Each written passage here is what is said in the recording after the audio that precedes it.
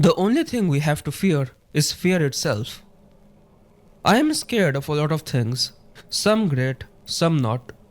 I am scared of little things like being late for work, like forgetting my wallet at home, like missing a train. But I am also scared of other things, things that are simply beyond me, things that are so big that I can hardly comprehend their scope and scale. I am scared of being scared.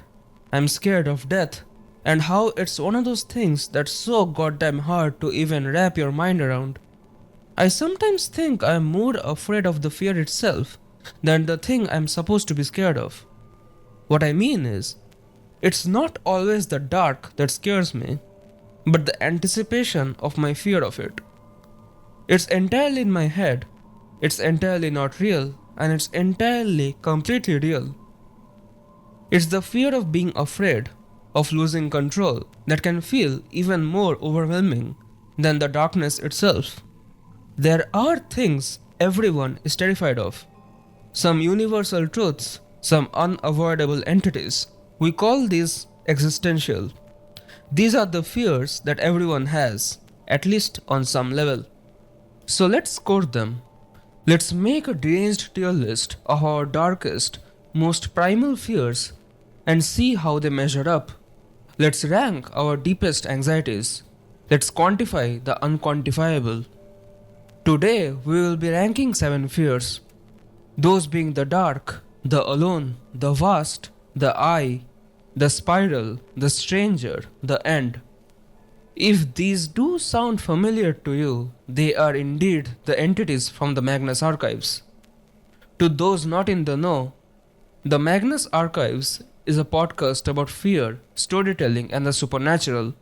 It's an anthology series wrapped in a larger narrative that delves into the deepest, most unsettling aspects of human emotion.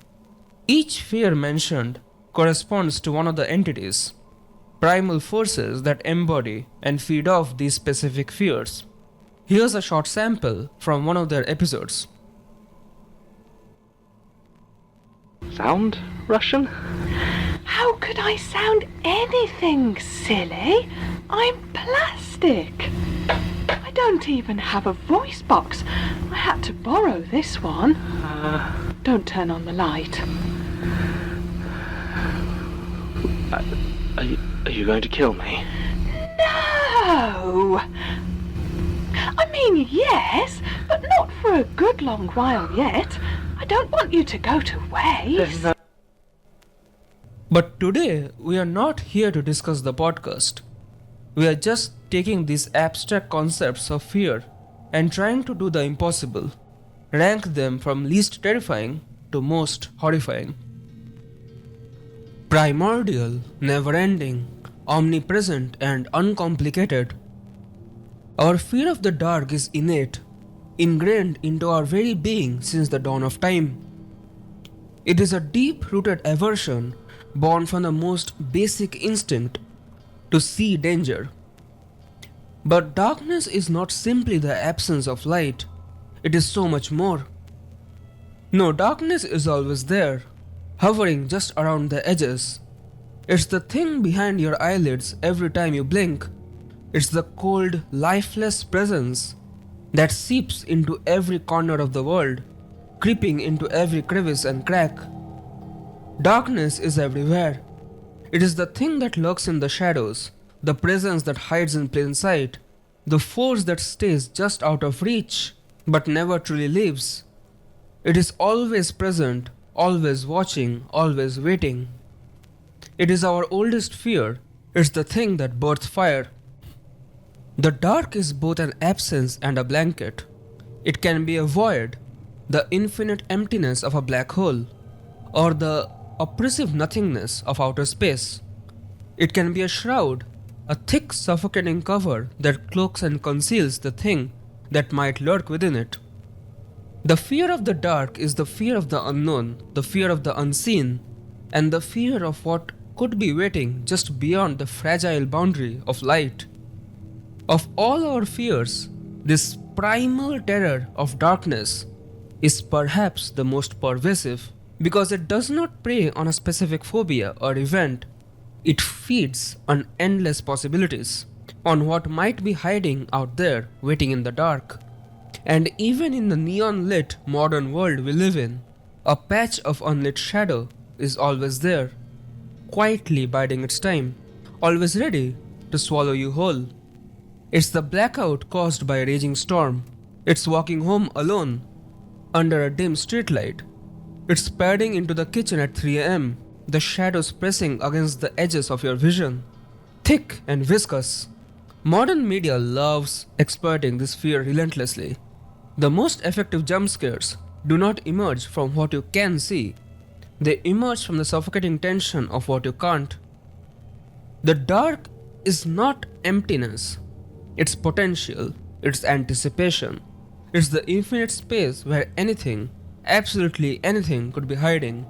And the longer we stare into the abyss, the longer we gaze into still, dark water, into dense, shadowy forests, into deep, echoing caverns, the more we realize we are not just afraid of the dark, we are afraid of what might be inside it. More than that, the dark does not just conceal, it also reflects. In its void, we see ourselves. We project onto it our deepest fears, our phobias, our insecurities, our most horrifying anxieties.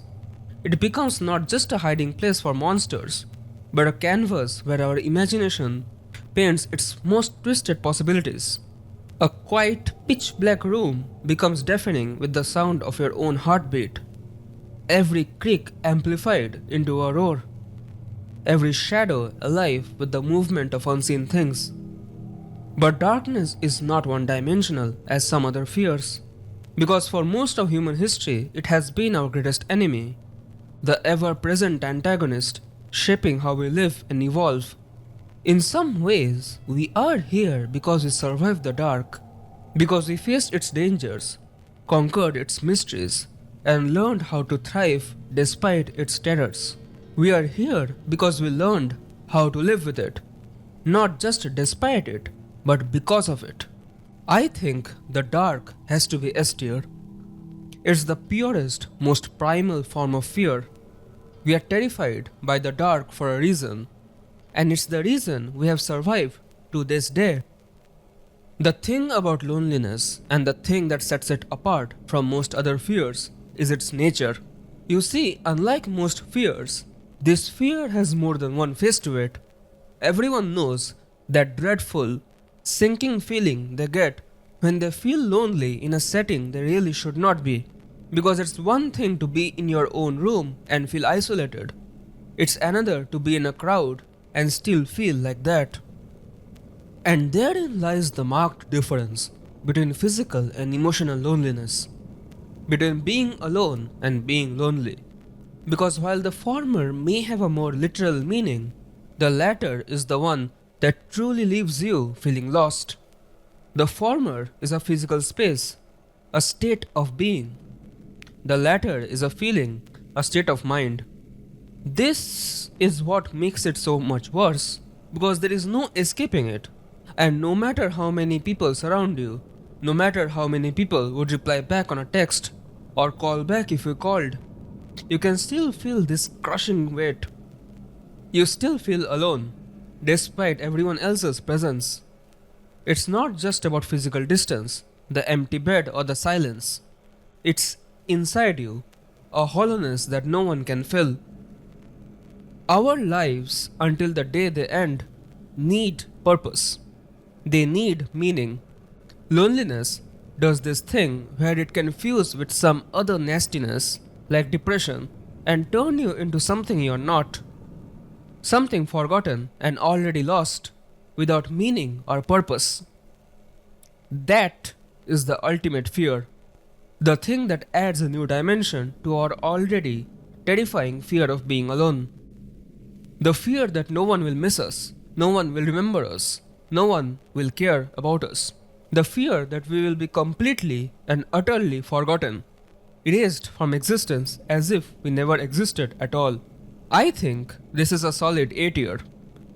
Being what it is, as universal and ubiquitous it is, I cannot put the fear of loneliness in S, but there is something so dangerous about its nature, how it is so easy to get caught in, and how insidious it can be, that anything under A feels inadequate. If you are enjoying this so far, feel free to drop a like. Ex altiora, which means from higher things. This is the fear of the vast, the infinite, the endless, the limitless. The fear of things that are larger, grander, vaster than you could ever comprehend. We are small, so utterly, inconsequentially small. The things we think are so massive, our cities, monuments, mountains, they are nothing. They are dust, grains of sand. In the vast expanse of space, the earth itself is less than a blip, a tiny speck in an unimaginably, indescribably enormous universe. And we are even smaller. Our lives brief, meaningless, and soon forgotten. This nihilism, it's this fear condensed, never ending. That's the word to describe anything that triggers the vast. I don't like water.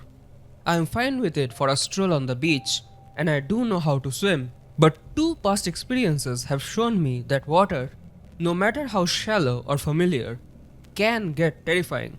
Terrifying enough to leave a mark. The first incident happened when I was very, very young, about 12. My parents, some extended family, and I went to this small beach town. The plan was to stay for just 2 days and then head back home. Everything was going as expected. That evening, all five of us were walking along the beach. I remember it being very dark, and it was that stretch of the beach where the water gently lapped at the shore, the ground softer than usual, pulling the tide in just a little bit farther than expected. The next thing I remember is slipping. I remember, even though it has been over a decade, splashing my little arms frantically in the dark, almost inky black water, the seaweed tangling around my limbs and making it hard to grab onto anything. And then I was sinking. My arms and legs flailing, trying desperately to find a way out, to reach the surface. Of course, I did make it out. My uncle swam in and pulled me to safety. But that experience left me with a deep-rooted fear of water. I am fine with shallow pools or the ocean on a clear day. But if the surface is murky, if I can't see the bottom, I get scared. The second incident happened just a few years ago. So a few friends and I decided to hit a water park. And this place had one of those wave pools where the waves roll in and you just ride them. They are usually supposed to be pretty shallow. So I am in there, the waves rolling in, and I am not really afraid. But then, just as I start to relax, everything starts to build up. Soon the entire pool is thrashing and churning. Everyone around me cheering, riding the waves, having fun. Everyone but me. I was petrified. I remember freezing, letting myself drown in a way. The current pulling me in, and the next thing I remember, the waves were tossing me around. I was saved by one of the lifeguards there. He reached in and yanked me out of the pool. But that was the last time I ever went to a water park. I must repeat this. I don't fear water, it's not a phobia. But there is something inherently unsettling about a body of water that's even slightly deep. You ever just stare down into a pool and struggle to see the bottom? Yeah, that's when I start feeling uneasy. That's the fear. It's the lack of knowing where the end is. It's looking up at the night sky, where countless stars scatter across an infinite expanse. It's standing at the edge of the Grand Canyon, peering down into its endless, jagged depths. This sensation is not always frightening in the traditional sense, but it can be deeply unsettling. A cold whisper of insignificance that you can't shake off. S tier.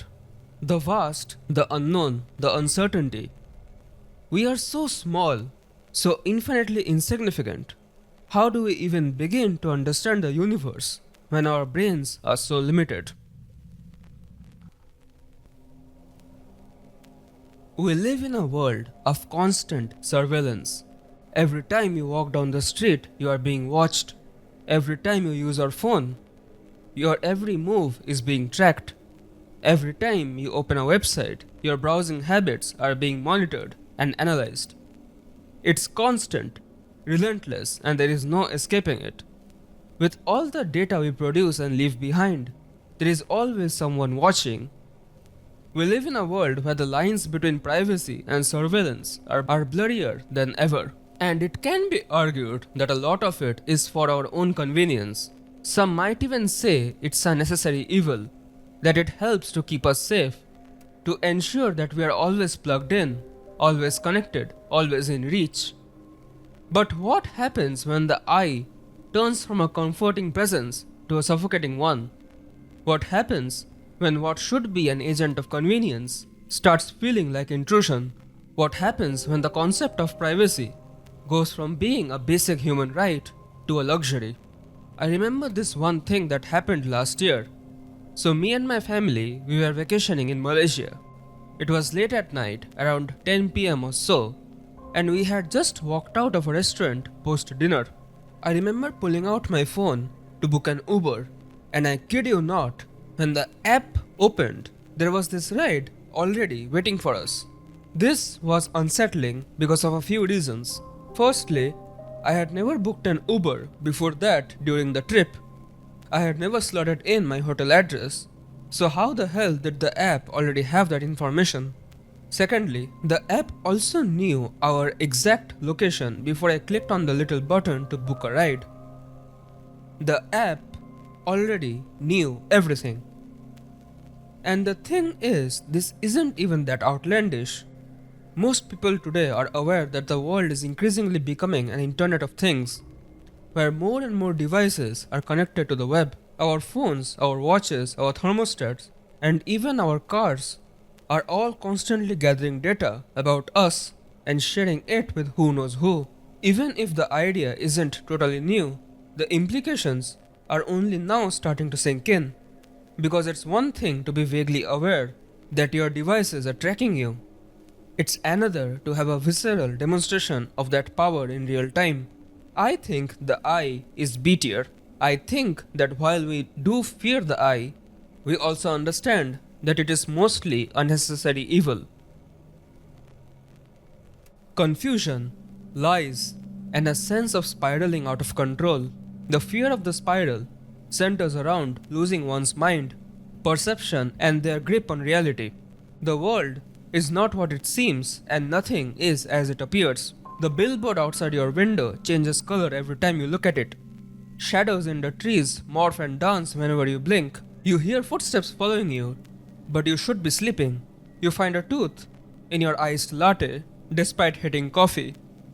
It's about doors that weren't there before, walls that move, mazes that twist endlessly, and hallucinations that blur the line between what's real and what's not.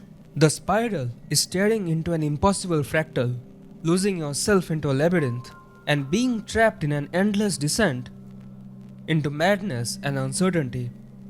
It's the fear of losing control over your own sanity, losing reality, and ultimately losing yourself. Because there are few things as terrifying as not being able to trust your own senses. When you see and hear things that weren't there, you fall into a cycle of spiraling thoughts and doubts. That is the true essence of the spiral. It's not just fear, it's the unshakable horror of a reality you can no longer believe in. And so to conclude, the spiral is scary because of two reasons. Firstly, that it's entirely inside you. Unlike the dark, the vast, and some of the other fears, there is no escaping it, no reprieve from it.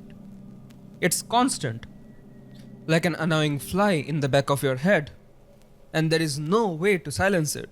Secondly, that it's really difficult to empathize with. We live in a world where most mental problems are still being looked down at, and so, unlike the fear of, let's say, the dark, there is no sense of understanding for it, which in turn makes it even more isolating and harder to deal with.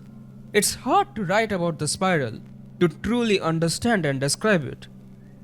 There are no words to adequately explain and capture the depth and complexity of this fear.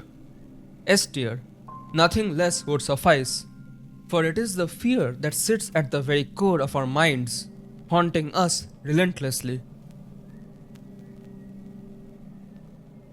Why are mannequins so creepy? Why do plastic dolls freak us out? And why, for some reason, are clowns so terrifying?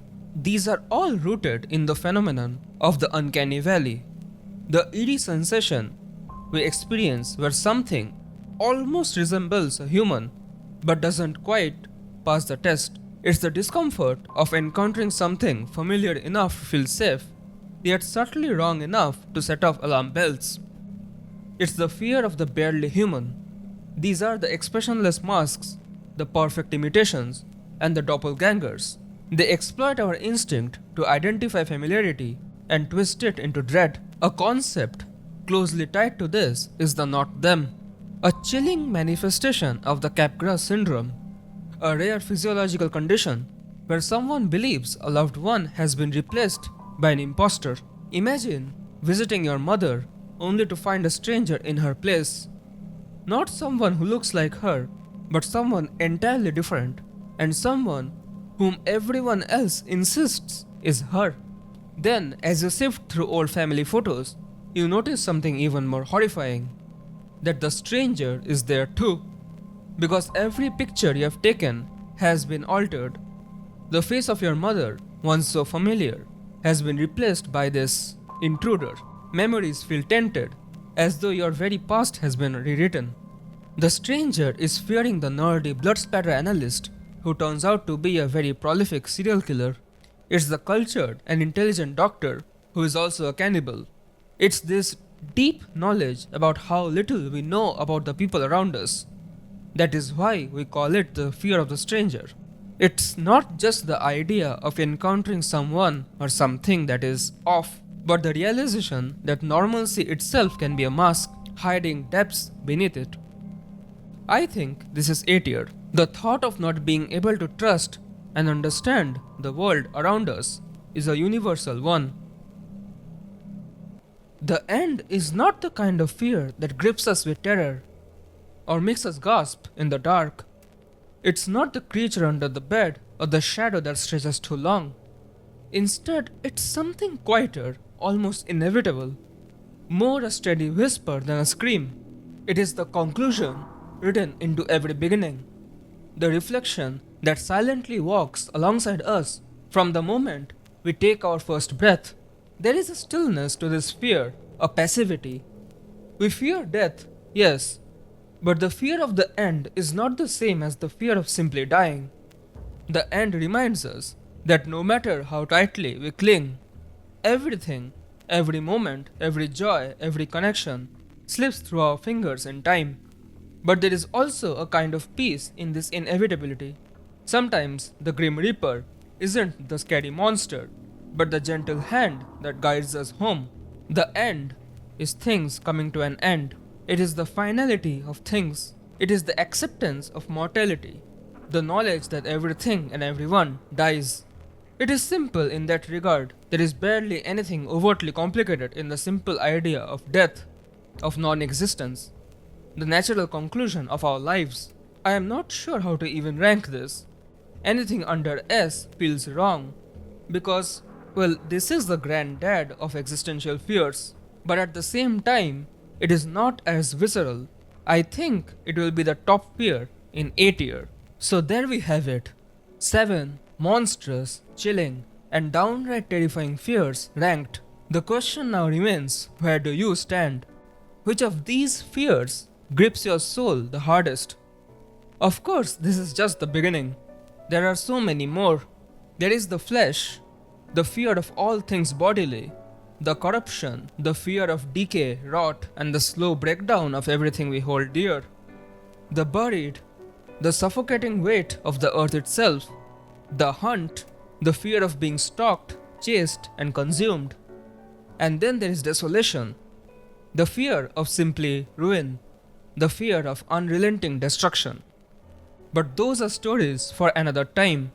For now, I hope you enjoyed exploring these fears with me. I would love to hear your thoughts.